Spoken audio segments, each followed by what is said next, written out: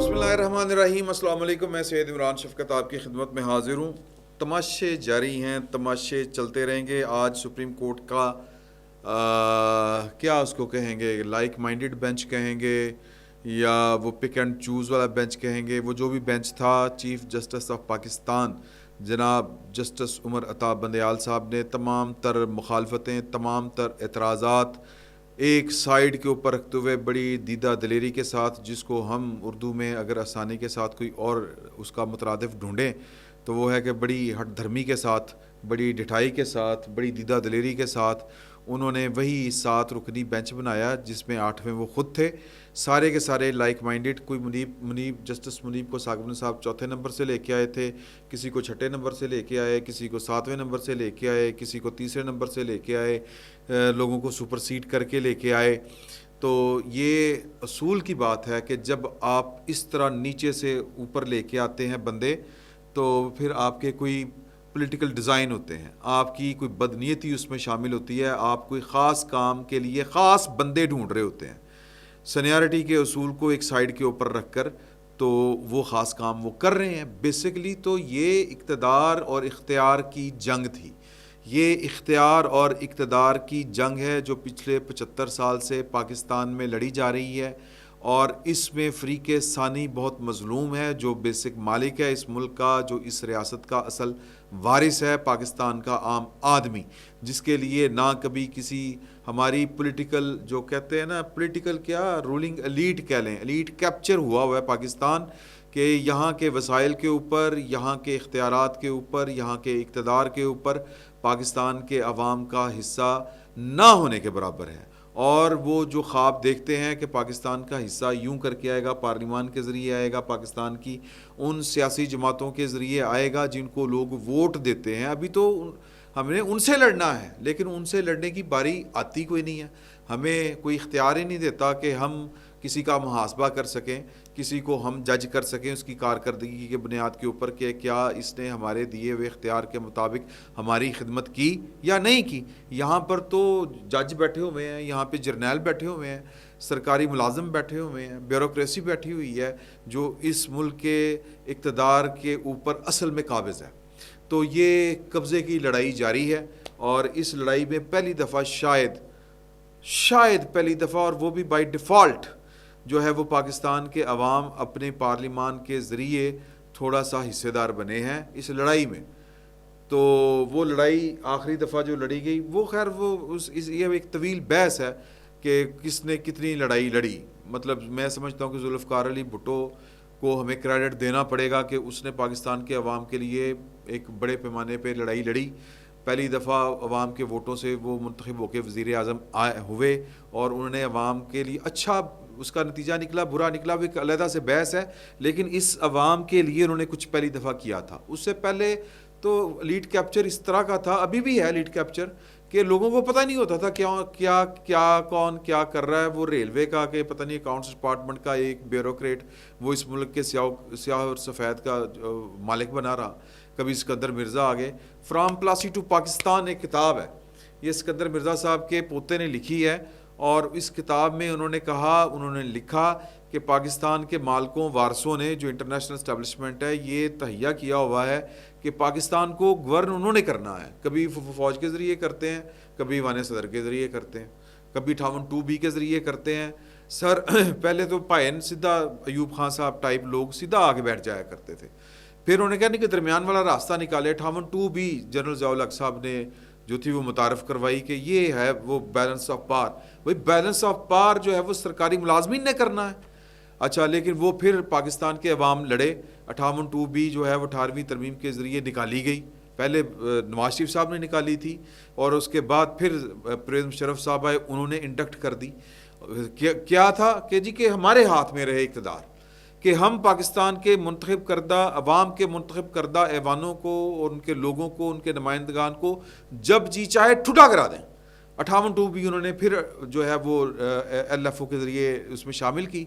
पाकिस्तान के अवाम ने फिर वो जंग लड़ी, और 18वीं तरमीम के ज़रिए उसको निकाल बाहर किया, और सदर आसिफ अली ज़रदारी ने सरेंडर किए अपने इख्तियारात पार्लिमान के सामने, पाकिस्तान के अवाम के सामने। अब वो वाला लुचफराई जो हुआ है वो बंद हुआ, تو جناب سپریم کورٹ آدم کی کہ پہلے انہوں نے ہمارے بتدریج پہلے وہ کیا تھے جی یوسف رضا گیلانی صاحب، پھر اس کے بعد نواز شریف صاحب، یہ نکالے گئے، اب یہ تیسرے کی تیاری ہو رہی ہے. میں تو پہلے بھی کہہ رہا تھا اس وقت دیکھیں کہ منافقت کا کیا عالم ہے کہ پاکستان تحریک انصاف کے خلاف چھری چل گئی ہے. یہ جو تخت لاہور کی لڑائی چل رہی ہے اس میں جنہوں نے نشانہ بنانا تھا انہوں نے پی ٹی آئی کا ایک قلعہ گرا دیا ہے، ان کا وزیر اعظم ذبح کر دیا عدالت کے ذریعے. لیکن منافقت کا یہ عالم ہے کہ بول ہی نہیں رہے. کیوں؟ کیونکہ انہوں نے پتا کہ آج ساڑھا ڈگا، کل یہ والا ہم نے وزیر اعظم پاکستان کا گرانا ہے، اس کے ذریعے گرانا ہے. کوئی شرم کرو یار، کوئی تھوڑی سی حیا کر لیں. آپ نے بالآخر پاکستان کے عوام کے ووٹوں کے اوپر ہی کھیلنا ہے. آج نہیں تو کل عمران خان صاحب کا ابھی تو کیس یہ ہے نا کہ جی کہ فوج کے ساتھ ہی مل کے چلا جا سکتا ہے اور پاکستان کی فوج مجھے اڈاپٹ کرے. تو فوج کا کندھا گیا تو عدلیہ کا کندھا استعمال کر رہے ہیں. تو عدلیہ خیر اپنا گیم کھیل رہی ہے اور لوگوں کو شرم نہیں آتی، شرم نہیں آتی ہے. میرے پاس میں انفارمیشن کی بنیاد کے اوپر آپ سے بات کرنے لگا ہوں. یہ پہلے بھی میں نے بات آپ کے ساتھ شیئر کی تھی کہ ایک سنگل ہینڈڈلی کوئی بندہ اس چیز کو ڈیل کر رہا تھا. انہوں نے کہا کہ جی کہ ہمیں وہ 3 جج مانگ رہے ہیں، ہمیں 3 جج دینے پڑیں گے، دینے چاہیے، صلح صفائی کے ساتھ چلنا ہے، صلح صفائی کے ساتھ چلنا ہے. 3 جج دے دیے، پھر بھی بھائیں دے موڈ ٹھیک نہیں سی ہو رہے. انہوں نے کہا ہون کی چاہیے تھا. انہوں نے کہا اٹارنی جنرل کون ہوتا ہے جڑا تسی اپی لا رہے ہو. اٹارنی جنرل بھی انہوں نے ان کو دے دیا. اس کے باوجود آخری رات کو کہا کہ نہیں 3-2 کا فیصلہ آپ کے حق میں آئے گا. پھر وہ پٹھا کم ہو گیا. اب اس کے اوپر جو ہے کہ یہ چل کیا رہا ہے، ہو کیا رہا ہے. اصل سوال یہ ہے.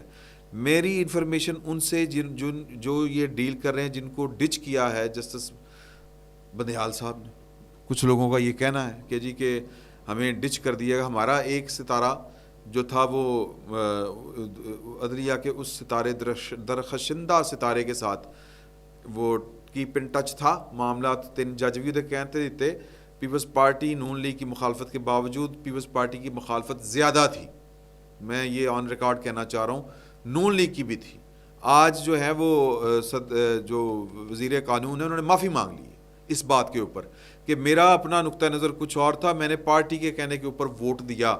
وہ جو ہوتی ہے نا جوڈیشل کونسل جو ہوتی ہے، وہ کمیٹی جو ہوتی ہے ججوں کی اپوائنٹمنٹ سے متعلق جو کمیٹی ہوتی ہے، تو جوڈیشل کمیشن، تو اس میں نے چیف جسٹس کے حق میں ووٹ جو ہے وہ پارٹی پالیسی کے تحت دیا. تو بہرحال وہ پارٹی کو منوایا کس نے تھا؟ سوال یہ ہے کہ ان پارٹیوں کو جو کھڑی تھی کہ نہیں کہ ہم نے یہ جو چیف جسٹس پاکستان ہے ان کے اوپر اعتبار نہیں کیا جا سکتا، بندیال صاحب کو کیوں دینے ہیں 3 جج؟ یار سیدھی سی بات ہے کہ آپ نے تلوار ان کے ہاتھ میں دی، لیں ہمارا سر قلم کریں. تو انہوں نے سر قلم کر دیا آپ کا. تو اب تماشا یہ ہے، بہرحال تماشے سے پہلے میں آپ سے یہ جو شیئر کرنے جا رہا ہوں وہ بات وہ یہ ہے کہ جی کہ کچھ لوگ یہ کہتے پائے جا رہے ہیں کہ پریشان ہونے کی ضرورت نہیں ہے، چیزیں جو ہیں وہ کنٹرول میں ہیں.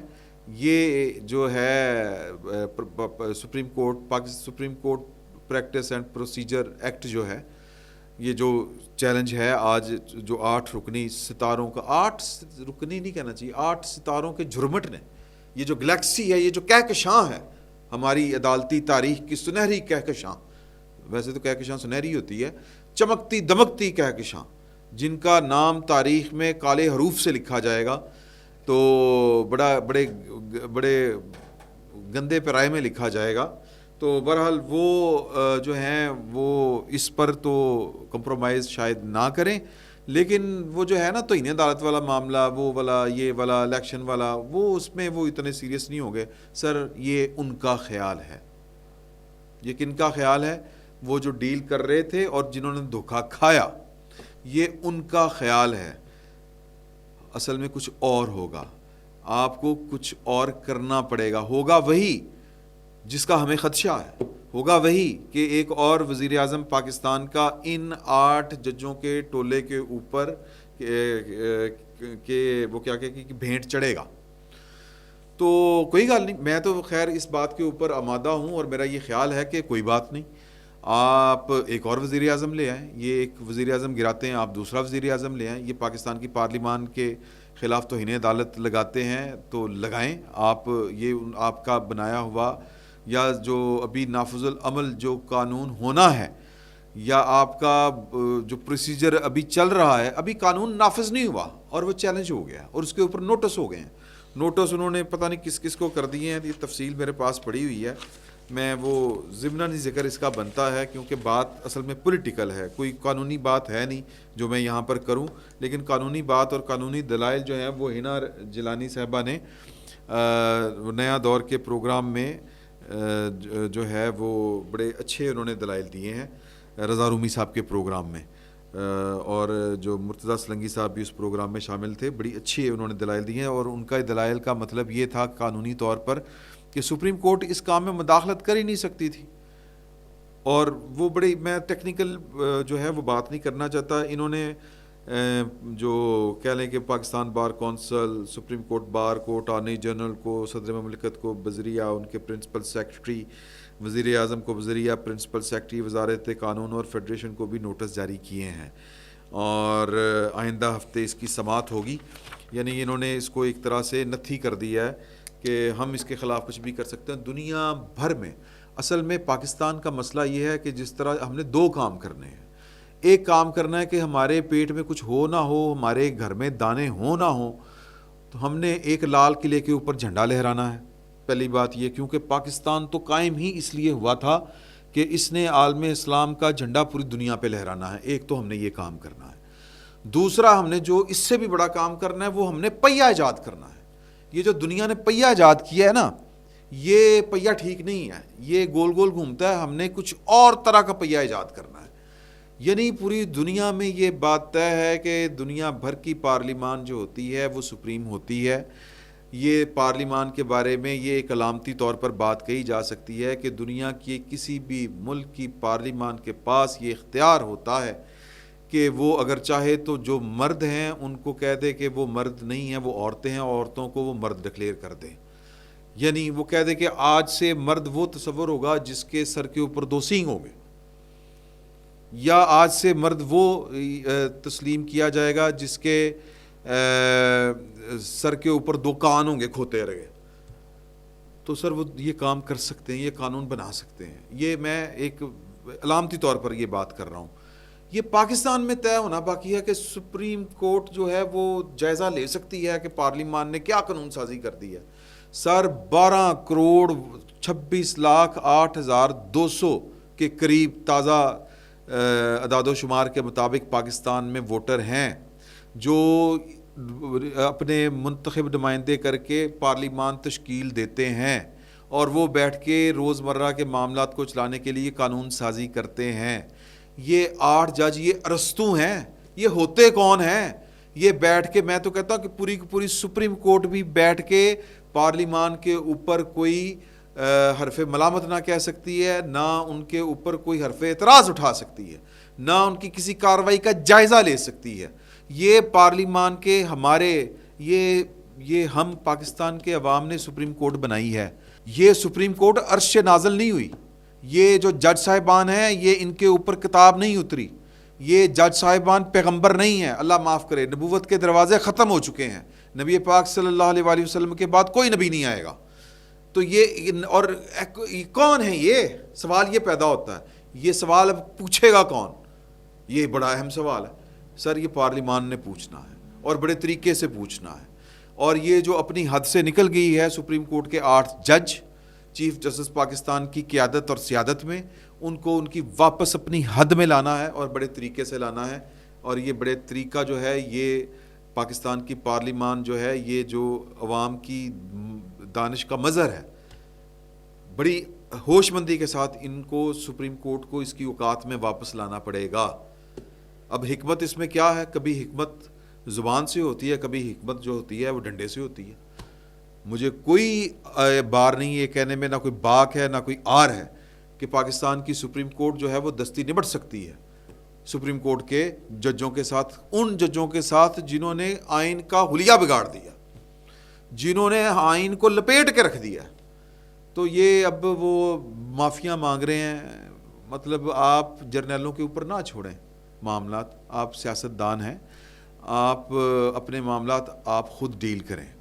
یہ جو ہے نا کہ جی کہ عمران خان صاحب کو آپ لے کے آئے تھے اور آپ ہی یہ والا گند سمیٹیں, یہ اکیلے ان کے اوپر نہ چھوڑیں, آپ بھی کچھ حرکت کریں اور فیصلہ, آخری فیصلہ آپ کریں.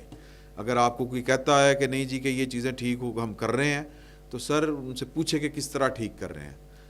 کچھ چیزیں ان کے بس کی نہیں ہوتی سر, وہ اتنے تیز لوگ نہیں ہوتے, طاقتور ضرور ہوتے ہیں لیکن اتنی ڈائمنشنز میں ان کا دماغ کام نہیں کرتا. سادہ لوگ ہوتے ہیں, وہ سیدھے ہاں جی دشمن سامنے ہے اڑا دو, وہ انہوں دی تو سوچ ہے ہوندی ہے, دشمن ادھر گیا ہے ادھر کر دو.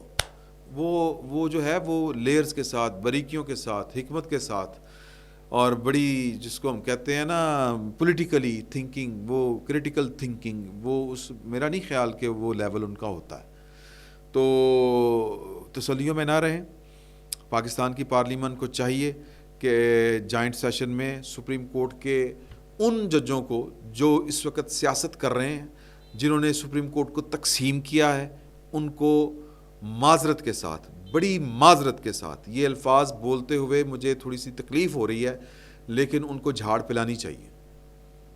ان کو کہنا چاہیے کہ اپنی اوقات میں رہیں, اور وہ طریقہ پارلیمان خوب جانتی ہے. اگر یہ پارلیمان کو چلانے والے, پارلیمان میں بیٹھنے والے, ان کو یہ طریقہ نہیں آتا تو سر استعفے دو, گھر واپس آ جاؤ, یہ حکومت سپریم کورٹ کے سپرد کر دیں. انہیں کہیں کہ جی کہ آپ پہلے یہ ملک فوج نے چلا کے دیکھ لیا ہے پچھلے 75 سال, اور ان میں سے بھی 30-35 سال ڈائریکٹلی اور باقی انڈائریکٹلی. تو اب آپ سپریم کورٹ کے چیف جسٹس صاحب, اب آپ آئیں اور اب برادر ججوں کی کابینہ بنائیں, آپ بھی شوق پورا کر لیں, یہ ملک چلا کے آپ بھی دیکھ لیں.